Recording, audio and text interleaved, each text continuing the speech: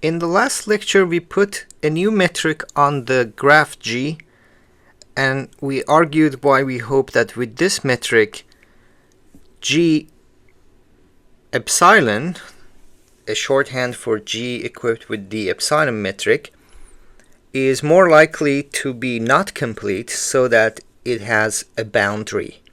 We simply remove G from its metric completion, and if anything is left, that is the boundary. We will prove that this boundary is in fact quasi-symmetric to the original metric space. But let's talk about behavior of this boundary. There is indeed a map that takes my original space X to the boundary of G.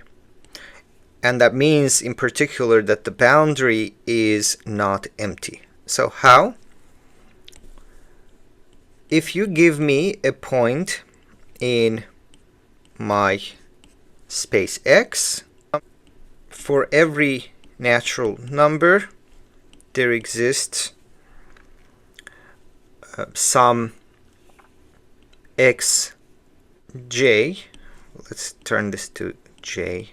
Maybe I use n separately. So for every j there exists some xj in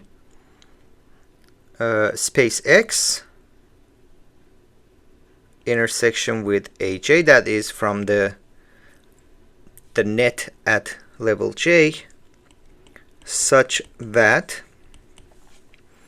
distance in the metric space X of z to this xj is less than or equal, actually we can also do strict, but this is enough, to minus j.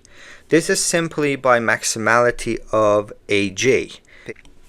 This xj in the metric space X converge to my z. And actually I want to pick z from closure, from completion of X, because this claim will hold also for that. So let me actually do it from this bar. And now I have these x1 and x2 and xj maybe on this side. They are chosen at level j, so that means there is a vertex with the first coordinate x1. So x1 and 1 is definitely a vertex in my graph. And then there is x2 and level 2. Maybe this is x2 and level 2 and so on, and maybe this is xj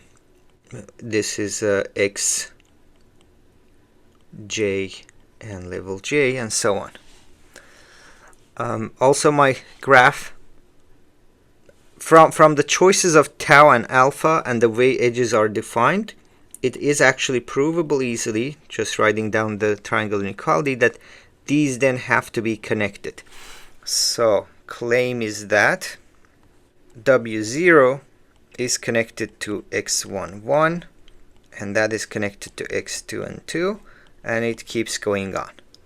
So there is a vertically descending path from W0 all the way down to all levels. And then based on this distance, notice that the length of vertical path at level k are comparable to epsilon to negative k.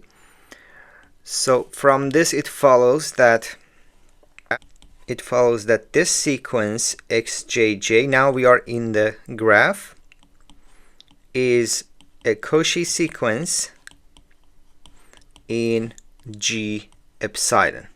Let's say G with the metric d epsilon. And this is exactly why we did uniformization, because otherwise successive vertices would have had length exactly 1 rather than being very small. So this becomes a Cauchy sequence in G and d epsilon. So it has a limit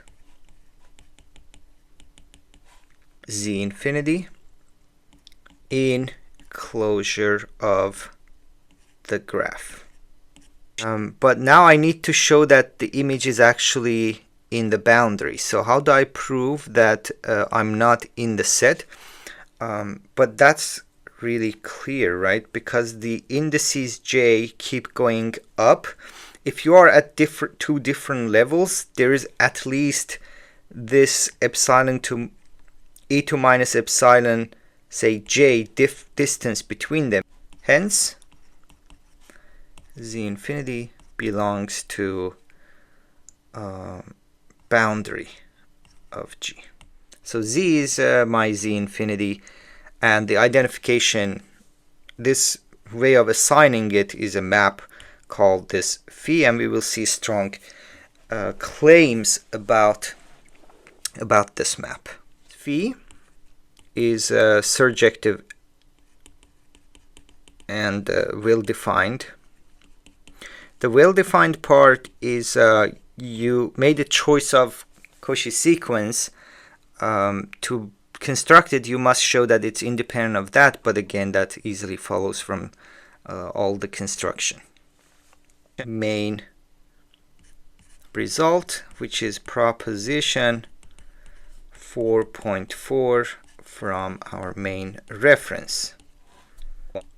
If epsilon is between 0 and log alpha, this is necessary, as we saw examples where for epsilon is strictly bigger, we had the boundary crushed down to 1 point. And then set the sigma to be epsilon divided by log alpha. And this is less than 1 by choice, so which is less than or equal to 1. Okay, then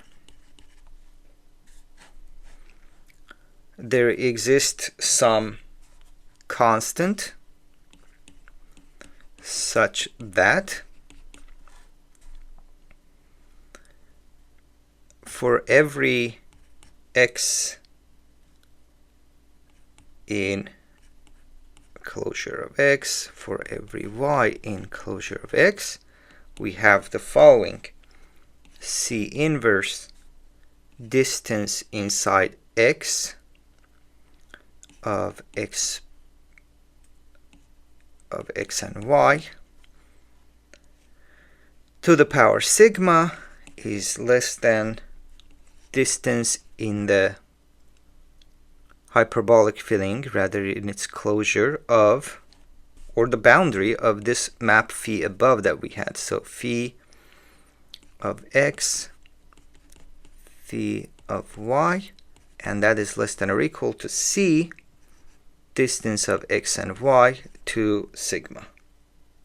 And the distances under phi are controlled by a power of distances in x bar. And in the expert language, this is known as phi is a quasisymmetric map, and it's also of a special type. It's called the power quasisymmetry. We don't, in this lecture at least, talk extensively about what these are, maybe in future ones. It's a weaker condition than by Lipschitz, but it's still quite nice. And then this C actually will depend only on data, will depend on, in BBS they actually have a different C1 here and C2 here, and they have explicit formulas, very explicit formulas. So C depends on alpha, tau, and epsilon. Okay, but if you are spooked by the word quasisymmetry, you can make yourself happy, as we have advocated before also. The choice of epsilon equal to log alpha is very special because it more accurately captures the distances, and indeed that is the case. So if epsilon is log alpha, then sigma is just 1, and that means phi is by Lipschitz.